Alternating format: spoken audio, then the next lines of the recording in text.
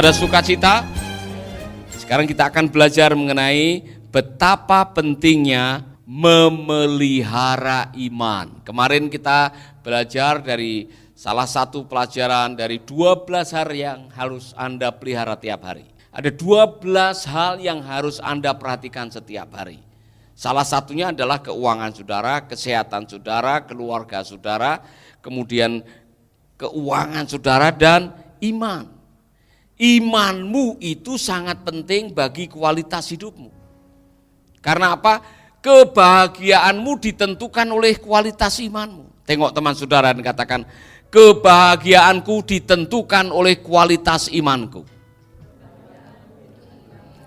Saya ulangi lagi, kebahagiaanku ditentukan oleh kualitas imanku.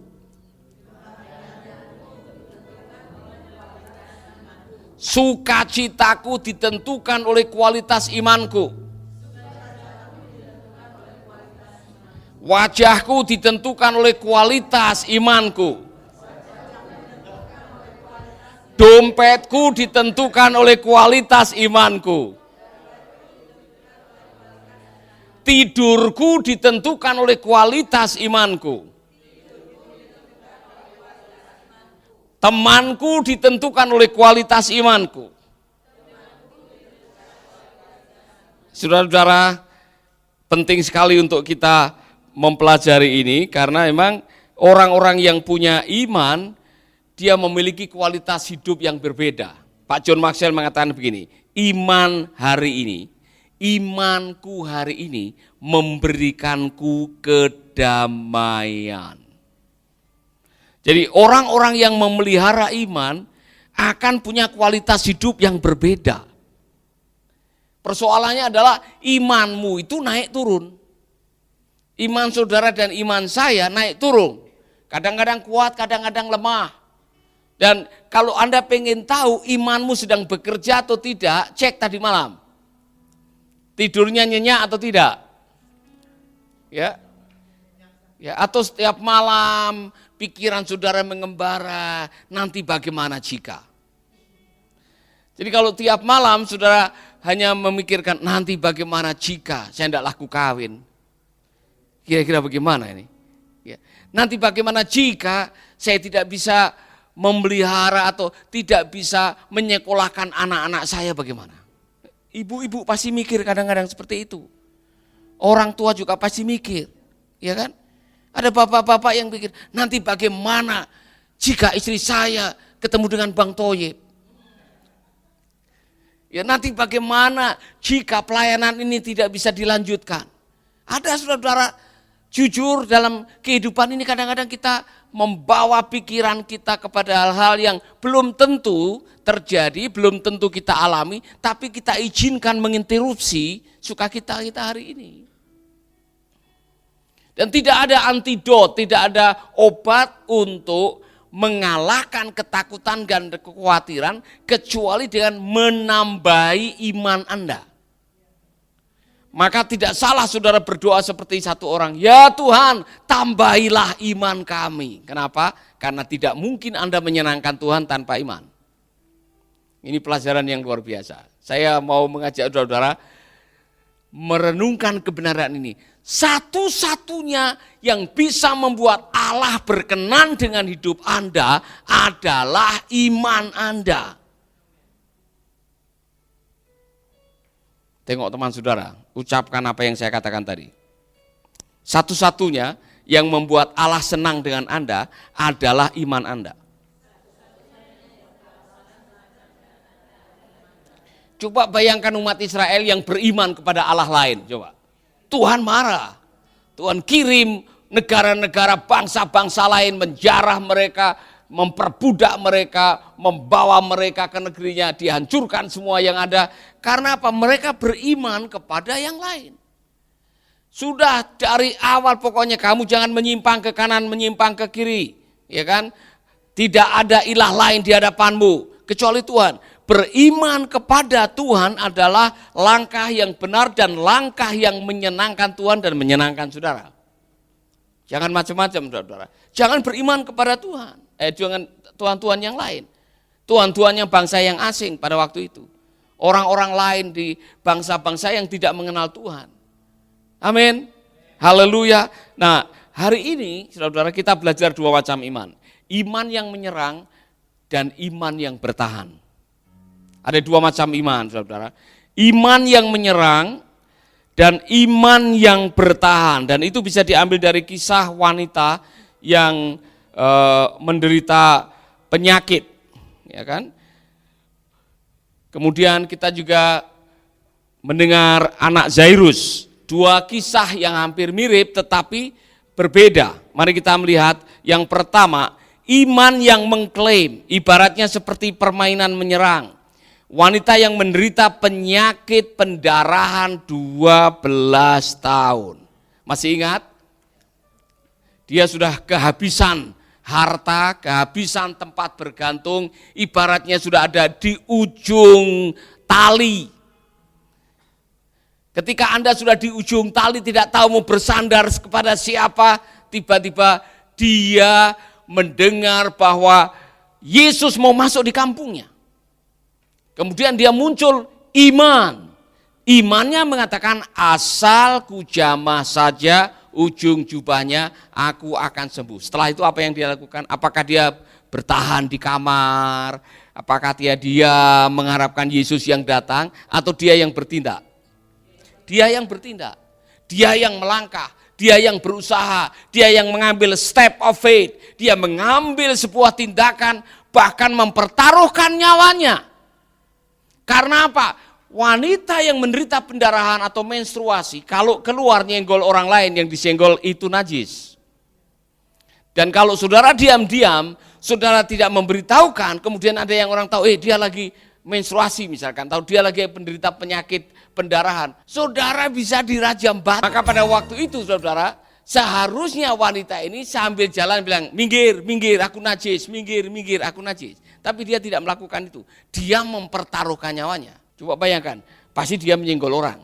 Karena waktu itu kan Yesus berdesak-desakan dengan banyak orang yang ingin mendengar pengajarannya, banyak orang yang ingin merasakan kuasanya, banyak orang yang ingin merasakan jamaahnya. Jadi dia merangkak, saya kurang tahu, 12 tahun pendarahan. Saudara bisa bayangkan? 12 tahun pendarahan. Saudara bisa bayangkan wajahnya seperti apa, kekuatannya seperti apa. Zaman itu belum ada, mohon maaf ini, pembalut, belum ada yang lain, belum ada obat yang lain. Saya sudah bisa membayangkan, kasihan ini orang. Dulunya mungkin cantik. Sebelum dia menderita penyakit pendarahan. Banyak yang lamar. Tiap minggu mungkin ngantri, ya kan? Tapi waktu diketahui dia menderita penyakit pendarahan, semua mundur. Dalam situasi desperate, dia berani maju, dia berani bertaruh nyawa, dia melangkah. Nah ini iman yang menyerang. Anda tidak pasif, Anda tidak bertahan, Anda melangkah. Dengan segala macam pertaruhan iman, saudara melangkah dan ketika dia menjamah ujung jubah Yesus, seketika itu juga berhenti pendarahannya. Saudara-saudara, saya mau mengajari saudara-saudara, belajarlah melangkah dengan iman, meskipun tidak langsung melihat semuanya jadi kenyataan. Saya mau pakai contoh Pak Kadek Sumartana.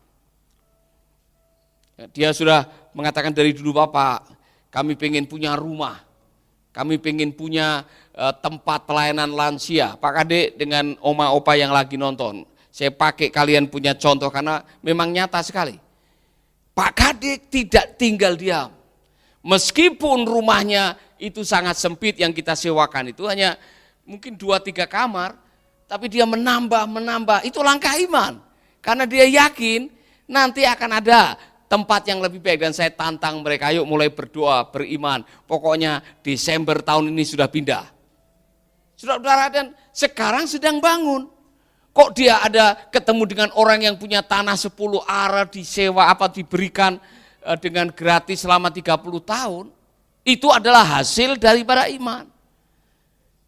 Dia bilang kalau kadang-kadang jemput orang, susah karena pakai motor dan sebagainya, tiba-tiba ayo beriman supaya punya mobil. Ada mobil sekarang untuk jemput mereka. Saudara-saudara, sebab bagi Allah tidak ada yang mustahil.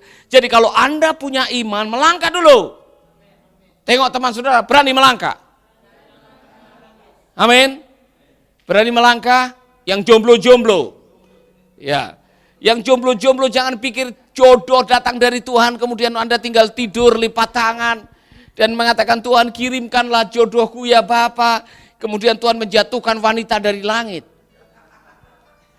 Tiba-tiba ada di samping tempat tidur saudara, itu tidak akan terjadi. Keluar dari rumah, cari calon pasangan saudara, gunakan mata, telinga, dan kaki Anda. Ya kan? Kalau perlu gunakan WA, Facebook, cari di sana ada.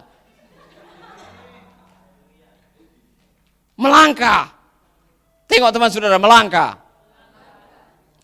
Jadi jangan pasif, iman itu harus aktif. Yang kedua, anak Zairus, iman yang bertahan. Iman yang bertahan. Nah, saudara-saudara, saya mau saudara membaca yang iman yang bertahan ini. Ya. Ibaratnya seperti contoh di dalam kisahnya anak Zairus. Saudara-saudara, ada waktu-waktu di mana saudara sudah berusaha dengan segala macam cara, tapi saudara belum bisa melihat hasilnya. Untuk bisa bertahan supaya tidak meninggalkan keyakinan saudara, Anda harus menggunakan iman. Ya kan? Sudah dicoba, sudah berusaha dengan segala macam cara, masih ada tantangan, pergumulan, tidak ada cara lain kecuali saudara mengatakan, kuatkanlah iman saya. Karena hanya dengan iman, saudara bisa bertahan menghadapi penderitaan. Karena hanya dengan iman, Anda bisa menghadapi aniaya. Karena hanya dengan iman, Anda bisa tetap setia. Karena hanya dengan iman, Anda masih tetap meyakini bahwa pertolongan Tuhan nanti akan datang pada waktunya. Ketika Anda menanti, ketika Anda menunggu. Amin, amin. Mari kita sekarang belajar dinamikanya. Dinamika iman itu seperti apa? Nomor 1, iman itu datang dari Tuhan. Saudara-saudara, iman itu datang dari Tuhan. Tidak ada yang kebetulan dalam hidup. Yang menolong Anda menuntun pada kebenaran dan meyakini kebenaran itu bukan saudara semata-mata. Roh Kudus ada di sana. Karena pekerjaan Roh Kudus adalah menuntun kita pada kebenaran. Amin. Haleluya. Saudara jangan pikir, weh saya ini luar biasa loh. Saya bisa berjumpa dengan Tuhan. Itu karena saya puasa 40 hari 40 malam. Waktu saya berada di bawah pohon beringin puasa 40 hari 40 malam, tiba-tiba saya ada didatangi oleh sinar berwarna keemasan. Bukan itu saudara. Hari ini saudara bisa percaya kepada Yesus. Itu karena langkahnya Tuhan Yesus. Bukan karena kebaikan saudara puasa 40 hari 40 malam atau mutih Senin Kemis. Bukan. Karena Yesus mengatakan, bukan kamu yang memilih aku. Aku yang memilih kamu. Fakta bahwa kamu berjumpa dengan Tuhan, itu karena Tuhan yang mengambil inisiatif. Jangan sombong. Ada orang-orang yang baru puasa 7 hari 7 malam. Kemudian kakinya tidak menginjak bumi. Ya kan? Jalannya mulai lain. Ya kan? Suaranya dibuat, haleluya. Tuhan colong.